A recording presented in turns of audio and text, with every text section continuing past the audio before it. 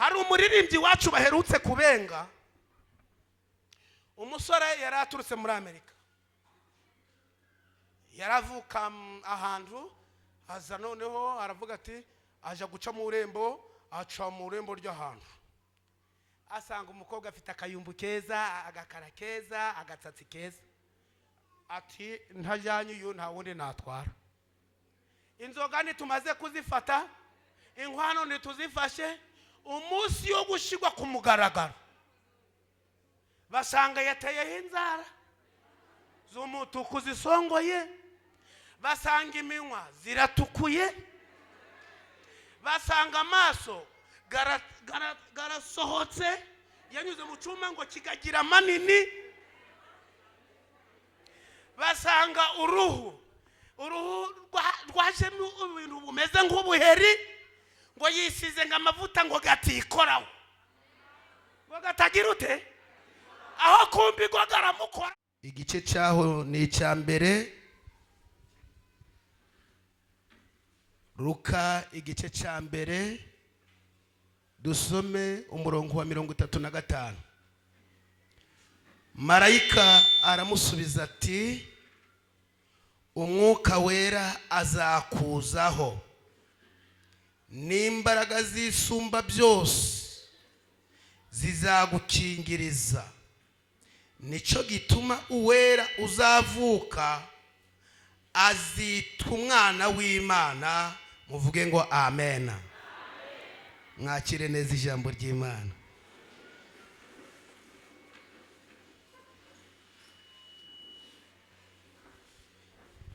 Abantu bamaze iminsi bari kumbwira bati urukujura ivuga igice turi kumenya uriwe, bakambaza bati ufite ikibazo ki kutari kwivuga. Ubu rero kuko ndi gusoza nkaba ndi butahe, ngiye kwivuga wese hatagira uwongera kumbaza ngo mbese kuki tivuze. Nitwa Diakoni. Iyo mvuze ngo nitwa Diakoni nuko ndi Diakoni, biravuze ngo nuko ndi Diakoni, to wampamagara izina gusa ngo nkwemerere udashizeho Diakoni. Kuko na Manweri hariya ntiwamwakura Manweri yitwa pastor. Iyo wakuye ngo Manweri ubu byishe, ugomba gushiraho pastor nde Manweri.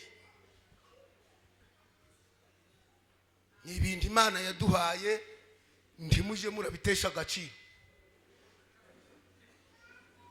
Hariya dirije tumwakuraga dirije, perezida wa korali tukamwakura perezida wa korali, vice perezida tukavuga ngo vice perezida. Kukibazo batamwise perezida bakamwita vice perezida, nuko abatari perezida. Haleluya.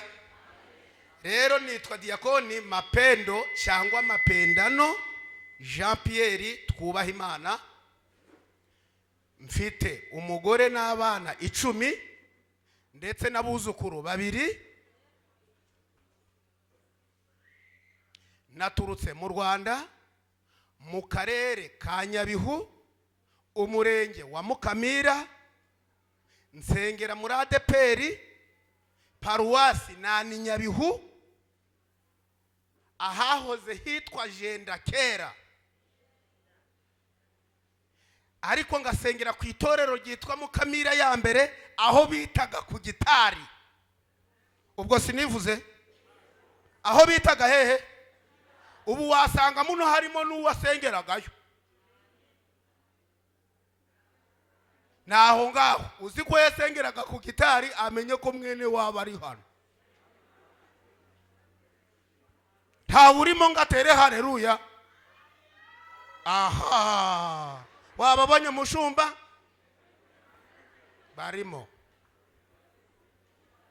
Hari umubyeyi nabonye nimugoroba ndamubwira ndikuru kunyihisha kandi nkuzi.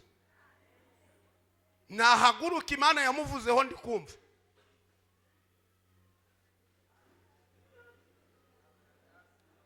Wamubonye yicaye iri inyuma. Uriya mubyeyi wicaye iri inyuma twaririmbanye muri korali. Ari umuhanuzi.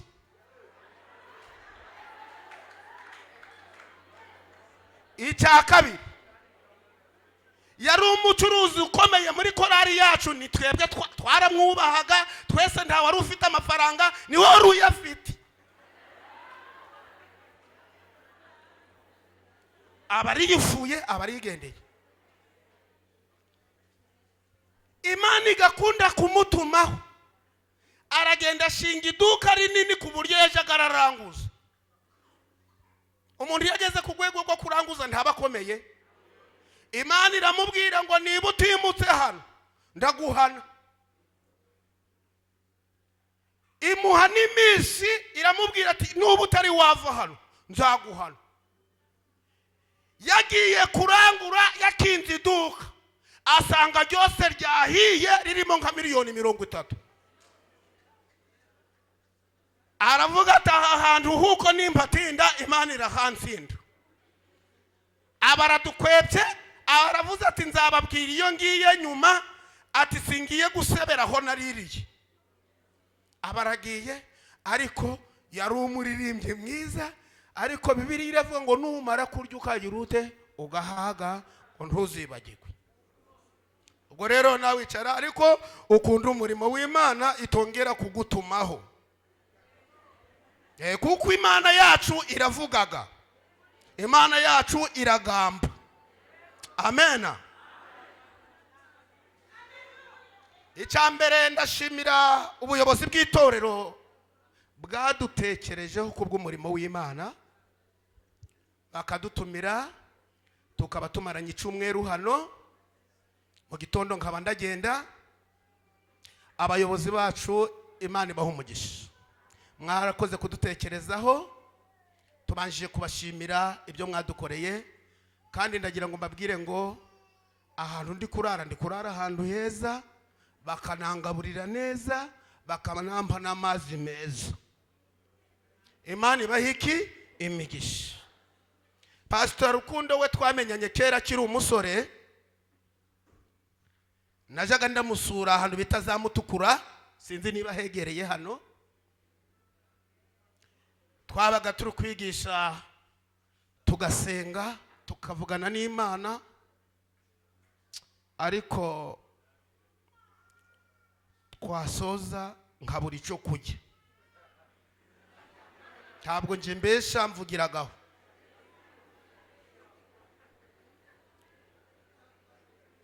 Habaga abantu baragiraga inka cyane, bakanzanira imigati akaba ari yo njye. Kayijya ku manywa, nkayijya saa sita, nkayijya na nimugoroba. Hari n'umukecuru wigeze kuzana utuvoka ngo azimana uyu mushitsi, nanjye utwo tuvoka ntujya nishimye, kubera yuko nta kindi yari afite cyo kumva. Kuko ndibuka Pastor Rukundo, Imana yaramubwiye turi gusenga, iramubwira ngo nubwo uyoboye itorero, iramubwira ngo nguhaye itorero, ariko ntabyo kugutunga muri bo nguhaye. Iramubwira ngo kino giseke cy'uru gushira imbere ntaco nshakaho, nta kintu bazashiramo. Baba batuye bona abadiyakoni barihuse barayabaze, bahita baje kungurira amazi na soda. Tikaya amaturo muyajanye araya pasitoro, barambwiye ati amaturo nayo kuzimarira umushyitsi. Pasitoro agatungwa niki? Batubwo Imana izamutunga. Ibyo rero byo kuvuga ngo Imana izantunga, nje ibyo simba mbirimo. Bibiliya iravuga ngo udakora ntakagira ute akajya.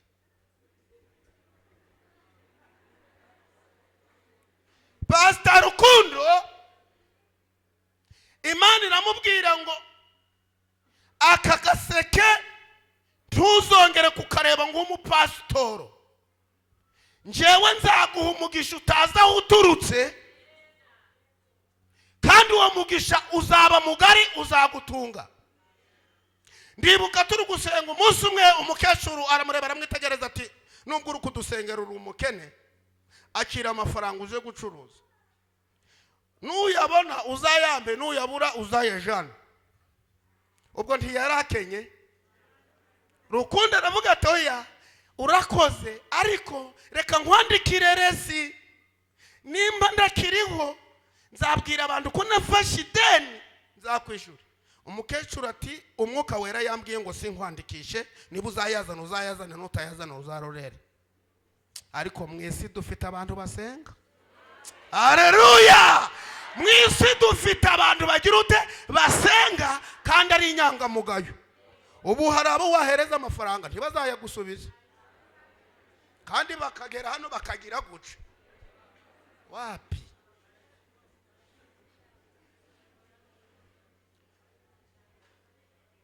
Ndibuka Rukundo ashaka gucuruza, yaragiye ashaka apakira inkwi arazizana zibura abakiriye. Imana yari yamubwiye ati nubwo ugiye gucuruza ntabwo nari nagucira iki inzira. Ibyo biba bihavuye biba biranze, abagiye mu bintu byo bita amafi, nabyare bicuruza bimuboreraho abura babijya. Imana ikamubwira ati sinakubwiye ko nari nafungura? Iramubwira ngo umunsi nzafungura uzabimenya, naho utuye bazagira ute bazabimenya. Ndashimira Imana kuko ikoraga ikintu ku mugaragaro. Ikoraga ikintu kuki ku mugaragaro. Icyanyuma nshaka gusozerezaho, ndibuka ikindi gihe sinzaho udufaranga yari atuvanye. Imana hari uburyo igenda ikinzira, ariko isaha itari yagera ntacyo wageraho. Abarakwiye yikubisa mu farini, yikubita no mu bindi bintu. Ndibuka ubwa mbere abaracuruje barungutse ati huko ndacuruje ibintu ntabindi nacuruza. Abaronke yasubiyeyo, yumva ijwi rimuhamagarira amubwira ati Rukundo, ibyo urimo ntabwo ubizi, ntabwo isaha yari yagira ute yari yagera. Ndibuka yaragiye arapakira, ageze ahantu hari nijoro. Umushoferi wewe baba baramurashe bamurasa umwambi muno mu kaboko. Abahungu bava mu modoka barasimbuka, ifarini yahise ibona beneyo, sinje wahera. Ndiwe namubwiye ndi uramenya umfate neza utazashubira aho wavuye. Niko namubwiye umfate neza utazasubira aho wavuye, ahubwo nongere nsaba indi migisha, kuko abakozi b'Imana ni abanyamugisha. Abo turi kumwe, haleluya. Tugiye rero mu minota mikeya tugiye kuganira ijambo rivuga imbaraga z'amasengesho. Imbaraga z'iki z'amasengesho. Namugezeho ndamwitegereza, abandi se waribye cyangwa ntuwibye? Ati nje ntabwo niba ubaza umwuka neza. Mbajije umwuka nsanga atiba, nsanga ari ibintu biri kuva hehe ku Mana. Aba bayobozi mu batunga ibiganza mu basabira umugisha bantumiye, Imana ibaha imigisha. Imana ibaha umugisha. Twasomye inkuru z'Abisirayeli. Mose Imana yamuvugiyemo iramubwira ngo nabwira Abisirayeli bakomeze bagende. Imbere yabo hari inyanja, inyuma ingabo za Farawo zibakurikiye, hirya no hino ari imisozi, ibintu bibakomeranye cyane. Ariko bari barasenze bavugana n'Imana, ariko mu kuvugana n'Imana ntabwo byababujije kunyura mu bigeragezo. Mu kuvugana n'Imana ntabwo byababujije kugeragezwa.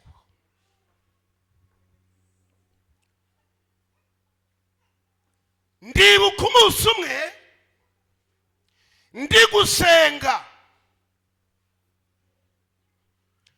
umwuka wera yaransanze arambwira ngo nubwo uri gusenga njyewe Uwiteka ngiye kukunyuza mu butayu, kuko kuva wabaho ntiwari wanyura mu butayu, none ngiye kukunyuzamo kugira ngo umenye nabwo uko bumeze. Icyo gihe nari ndi umusore, irambwira ngo mwana wanje ngiye kuguha umugore, ariko nzaguha umugore wo mu rugo rukomeye rw'abantu babakire cyane. Ndebye nditegereza nsanga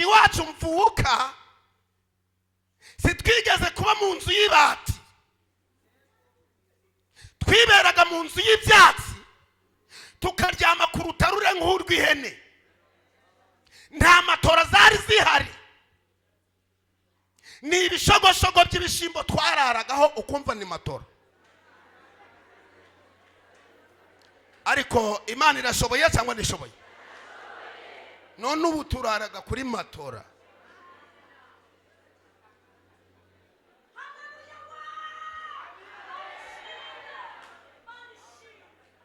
Imana irambwira ngo ninje gusenga, ndagenda ngeze mu cyumba cy'amasengesho, kuko guhitamo nk'umusore byari byarananiye.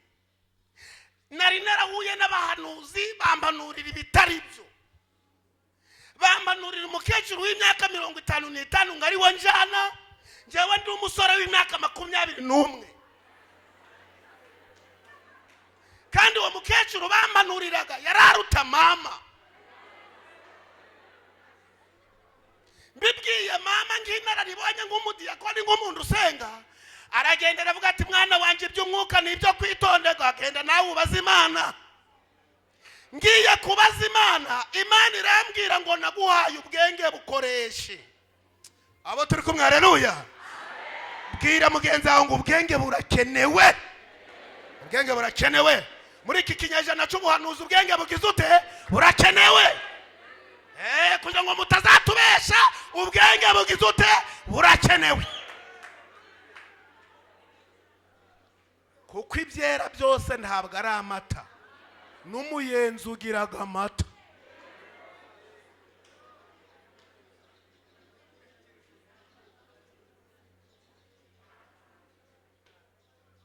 Numva Imana inkanguye mu bitekerezo, njya mu cyumba cy'amasengesho, basanga abantu bari gusenga batari bavangirwa. Haleluya.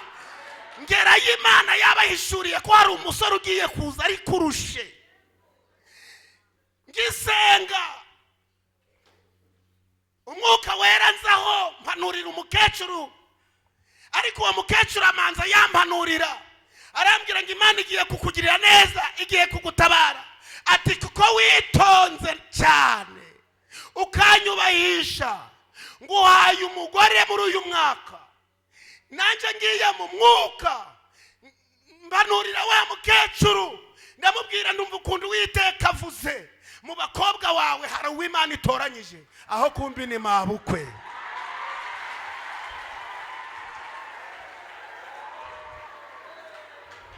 Aho kumbi ni mabukwe. Imana ihuzaga ibintu abantu batazi. Nagiye kwibona nibonayo, ndetse msanga ni wa mukecuru wampanuriye. Imana irashoboye cyangwa nishoboye? Habwa Imana ikora nk'abantu, kandi Imana nta marangamutima ikoresha.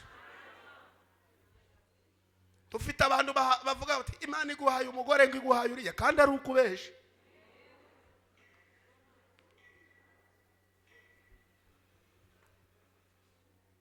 Abo turi kumwe, haleluya. Murambura amaboko, haleluya. Umure ntabwo njyewe n'iki gihe iwacu ni mu mujyi. Iwacu ni mu mujyi. Aho kugira ngo nje hejuru y'iminota bampaye naje munsi yayo. Umwuka wera ubwo noneho Imana irambwira ati rero muri uru rugo nguhayemo umugore ubana n'ubumuga. Hari harimo abakobwa bageze mu 10. Irambwira ati umukobwa nguhayemo n'ubana n'ubumuga yaragwaraga uburwayi bwitwa asima. Mpita mvuga nditoka Satani mu izina rya Yesu. Uwiteka arambwira ati ntabwo ndi Satani, ndi Uwiteka Imana yawe, uwo ni uzatwara. Ira mugenzi wangu hari ibyo utacaha.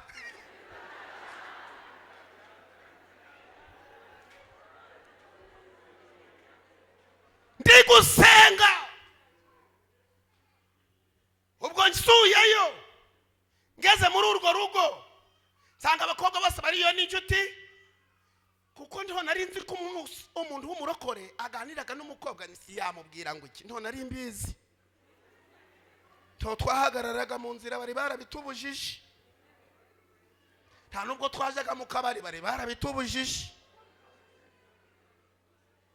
noneho ngezeyo aho kugira ngo murambagize mubwire ko nje kumureshanga zaba umugore wanje, ahubwo abarakinze abarasenze.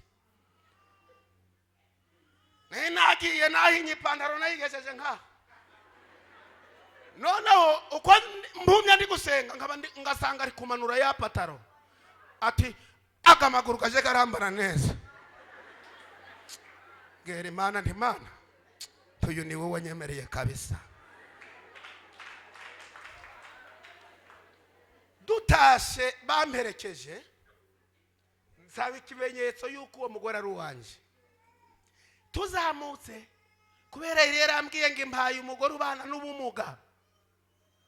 Turazamuka abandi babasubiyeyo nkabona bari kunsezera. None nasabye Imana nti Mana niba umugore wanje niba ari mwaba abantu ari gusigarana nanje. Noneho mbona basubiyeyo, ngiye kubona mbona asigaye wenyine. Noneho tukazamuka iwabo hari mu musozi, tukaja turazamuka nkumva ari kugira ngo nkumva ijwi rivuga ngo nguyu wa mugore wawe, nanje nkavuga nti toka shatani. Nubwo usubije yaba ari guhumeka neza, none wuno uruguhinda ngikamyo ni urukumva. Imana iti atuwo uri gucaha niwe mugore wawe. Tukazamuka nkumva biriyongeye iwabo hari mu musozi. Kavuga nti ego kintu.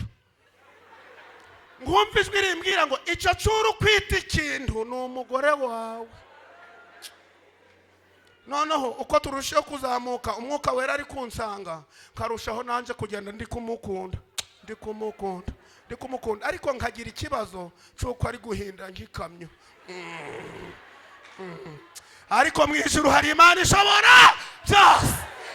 Ndi kuzamuka uwo musozi niho numvishijwe rimbwira ngo niweho muti. Uyu mugore nuramuka umujanye ubwo bumuga buzakira. None bwarakize mu mpere Yesu amashi. Imana irakomeye, Imana ihabwa icubahiro. Umuririmbyi yaravuze ngo ja wumvira umwuka wera kw'iz'urukundo kasanuzagira ubona Yesu.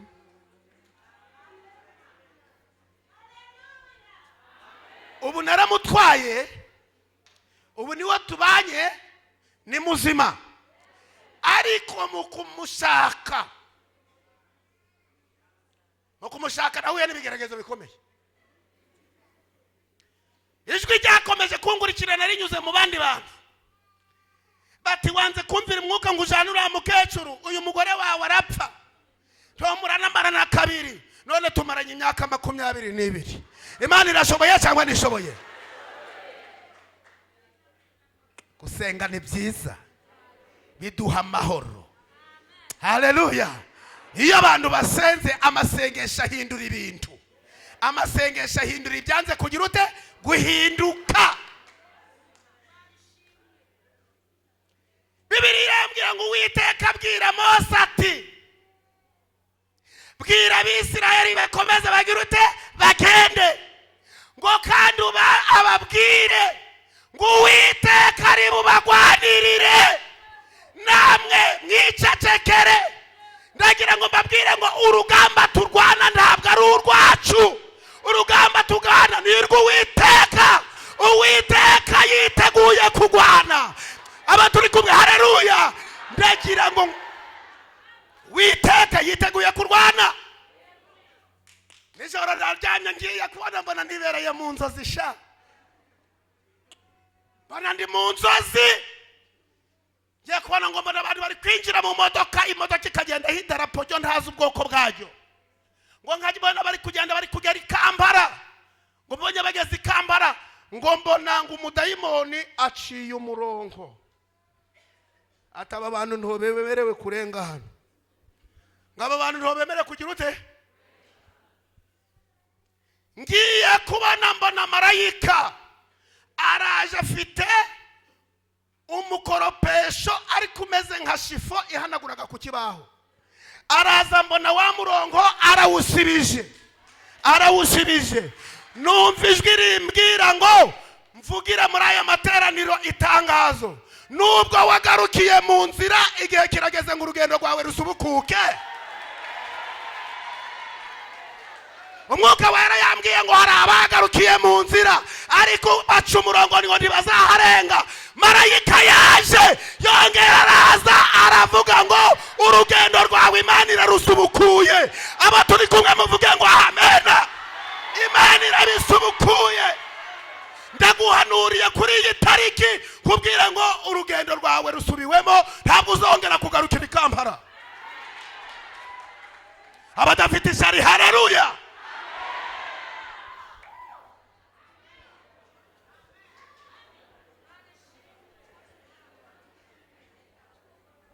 Muri kuririmba umwuka wera yambwiye ngo abateye inkunga. Umwuka wera yambwiye ngo muhimbe indirimbo zanyu kuko nabonye umwishingizi ugiye kuzishira hanze. Icya kabiri, umwuka wera yambwiye ngo mbabwire mwebwe, muri mwebwe Imana igiye gushiramo umugisha gukomeye kuko yagiye Imana yambwiye ngo igiye kubahuza n'abantu, namwe ubwanyu mugiye kuba abantu. Nabajije Imana ndetse kumbwiye ngo ugiye kubagira abantu, ubundi nabaki ngo bari basigaye babanyuzamo amaso ngo ariko Imana ibagize abantu.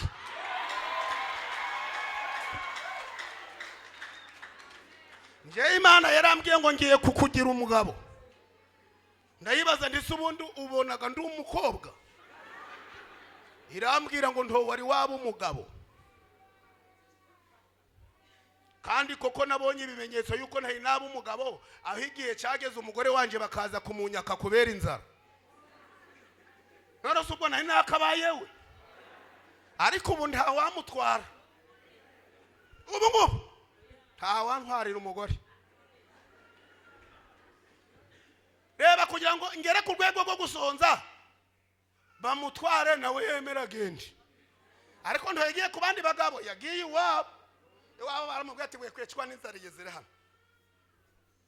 Aragenda yicaye aryamye ari nijoro, marayika araza aramubwira ngo cagiye urugusezerana wavuze ngo iki, ngo tuzabana mu makuba no mu byago, twariye twashonye. Iramubwira ati none se hano huri ni hehe? Ati ni iwacu nabonye inzara inyishe ndaza. Iramubwira ati haguruka ugende usubire kwa mugabo wawe. Mbona araje ari kwirukanga ati Imana yawe yari insinzeyo, ati byo uzajya nibyo nzajya, aho uzarara uzagira ute zara. Bakomera Yesu amashi kuko ashoboye byose.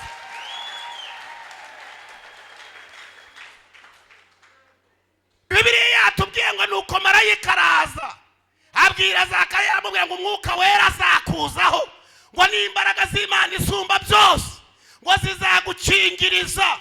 Ndashaka kuvuga ku mbaraga eshatu twarangiza tugasenga. Ubundi hari imbaraga z'amaboko, hari n'imbaraga z'itegeko, hari n'imbaraga ndakumirwa.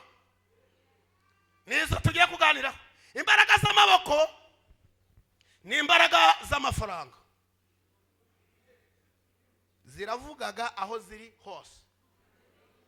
Niyo umuntu yabanywa gitabi bashobora kumusengera ku budiyakoni apfa kuba afite amafaranga.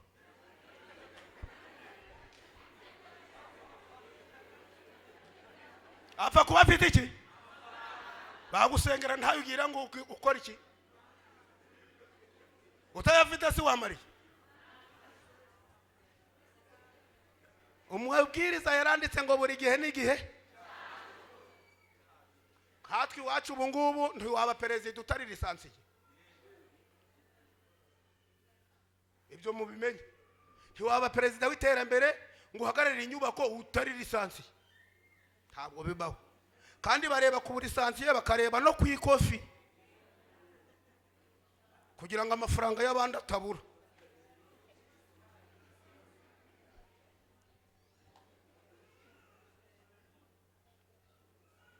Abo turi kumwe aleluya.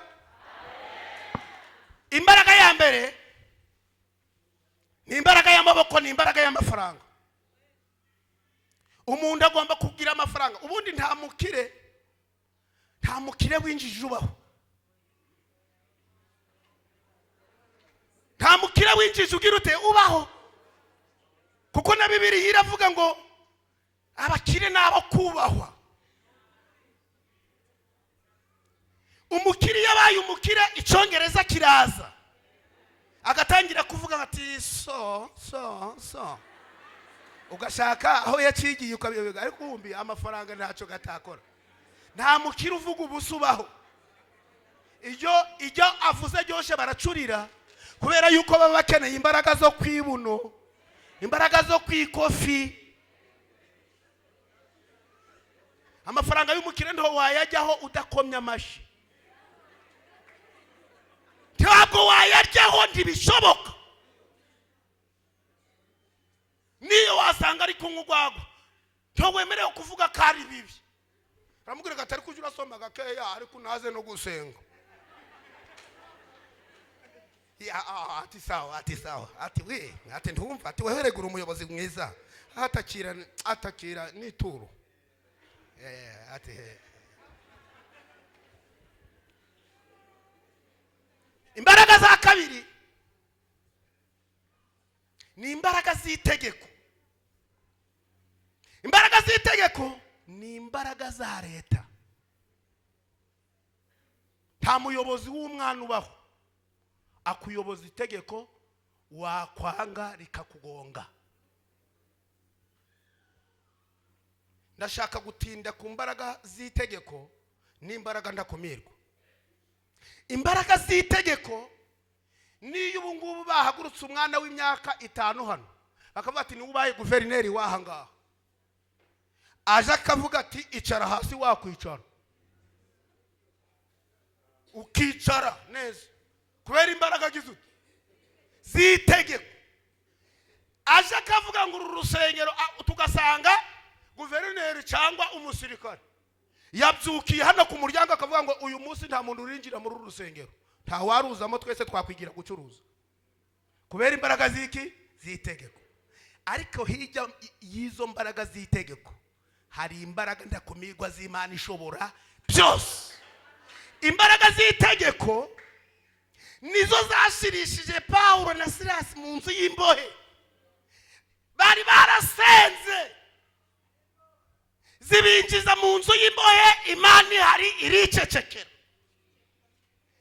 Ariko ngo bageze muri gereza barasenga, bararirimba, umwuka wera azira mu muyaga. Abaturi kumwe haleluya, ngo azira mu muyaga. Inzugi za gereza ngo zari zikinzwe, ngo uwo mwanya izo mbaraga ndakumirwa zirinjira, ngo zigera ku bari mu nzu y'imbohe.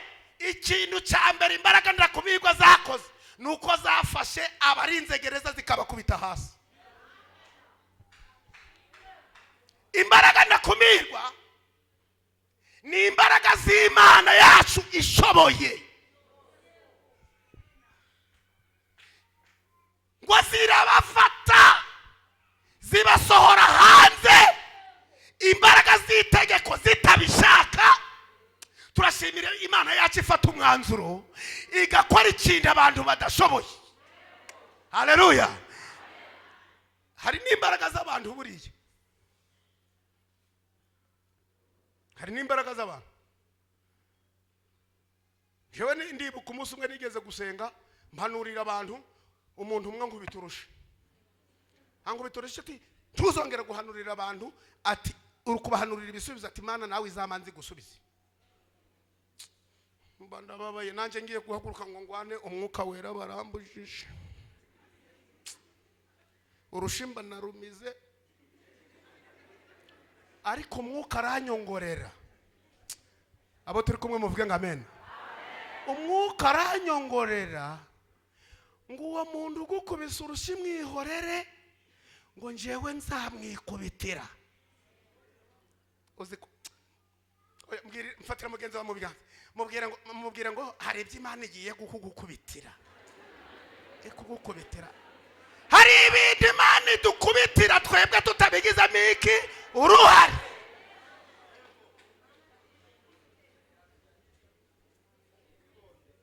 maze numva nzamukubita kuwa gatatu.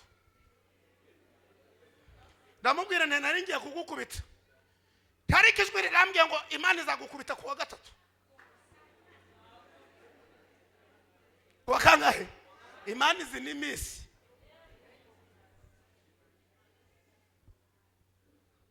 Hari kuwa gatatu ari mu murima. Twebwe iwacu akarere nje mvukamo gahinga ibirayi gusa. Ahantu nari ntuye twahingaga ibirayi gusa, nta bigori nta bishimbo ntaki, ni ibirayi gusa. Rero ninjye ndagusura uje urantekera karayi.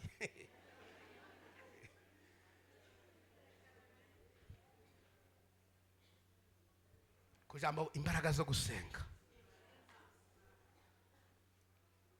Kwa gatatu hageze Imana yohereje ikindi bita inkuba. Iragenda ijiwe mu rugo iramubura. Yinjira mu byumba irabibura, kandi uko yinjiraga mu cyumba yasohoraga inkono, igasohora isafiriya, igasohora amatora, igasohora byose igashira hanze.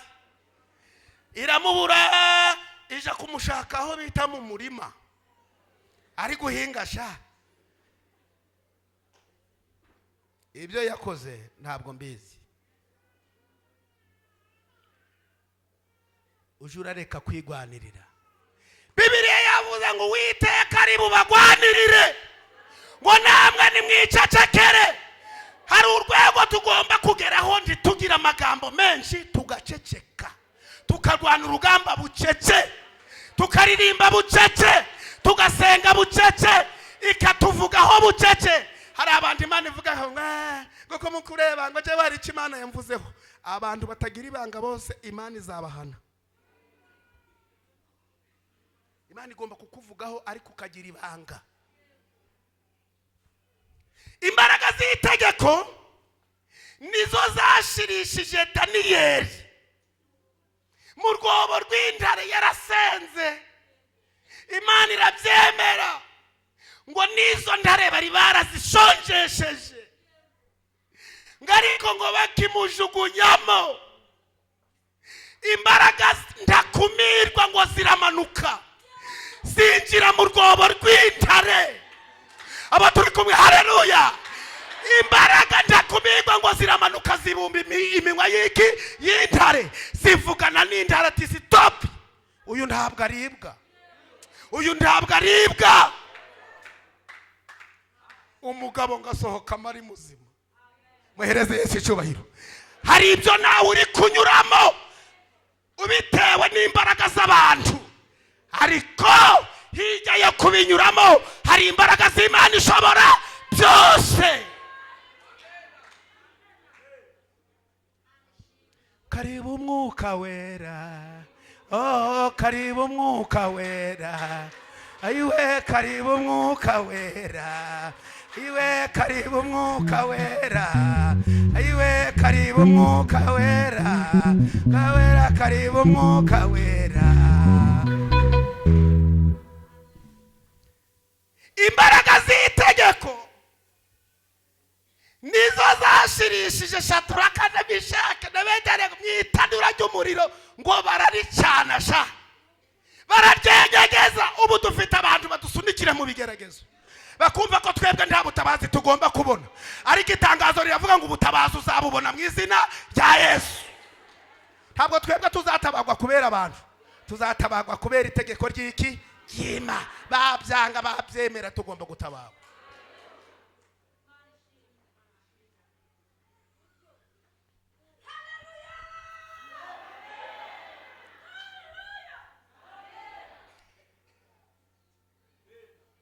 Ndibuka ibintu byose bimaze kunshiraho, muvuge ngo byari byarashize. N'amasambu yari yarashize, n'imyambaro yarashize. Kuko ndibuka hari igihe umuntu yari yarampaye ikoti rirerire ngo nje ndaryambara nkingirize ku kibuno, hano haracitse nahangaha. Noneho amazu gamaze kugurishwa, imirimo zimaze kugenda kubera amadeni ni mabi. Yabirukanyeho mu izina rya Yesu. Ntimukagire amadeni, ntimukagire n'inzara, muzagira ibiryo. Irasaza turi mu muganda ku rusengero ku itorero nk'uko nguko twaje kubaka ku rusengero, maze ndunama cya gikoti kiba kirazamutse, kizamutse numva abantu barasetse ngo dore wamuhanuza araduheneye, numva ijwi rimbwira ngo dore baravuze ngo urabaheneye, bahenere cyane, nanjye ndahena we. Mbaza umwuka nti mwami, ni ukubera ko utambwiye ngo mbihishe? Irambwira ngo n'ubundi ntabyo uri guhisha, bakubonye. Imana mwumva ukundi iteye, irambwira ngo hano ho nkumwarije, hano nkumwarije niho nzagutabarira. Mukomere Yesu amashyi ashobora byose. Aho ngaha nkumwarije niho nzagira ute? Nzagutabara.